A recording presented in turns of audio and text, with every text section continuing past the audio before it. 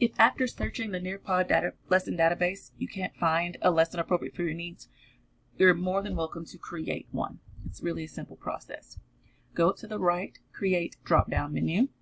Select, let's do video. We're going to create one, or Nearpodize it. And what that means is you select a video. In this case, we're going to take a YouTube video. In particular, one about using Nearpod. We're going to save it.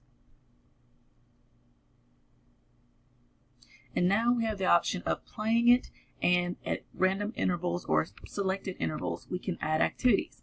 So for example, I'm going to press play.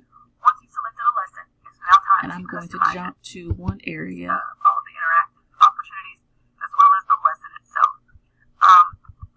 You have the option of, say, selecting the collaboration board and the poll. Maybe we don't have time to do both today. You just delete that slide and keep going.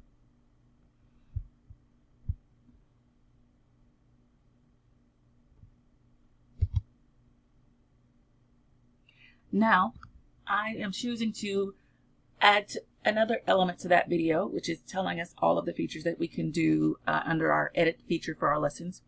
In my case, I'm going to ask the question, what other options are available for customizing lessons? First answer, creating new content,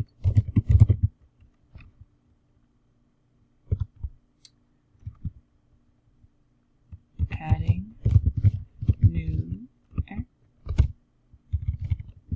activity,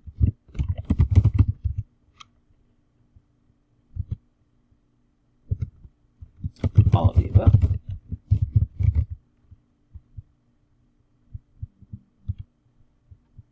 I'm going to hit save. And now, when I play this video, if I go back just a little bit, I'm going to allow you to see what that looks like in reality. The collaboration board and the poll. Maybe we don't have time to do both today. You just delete that slide and keep going.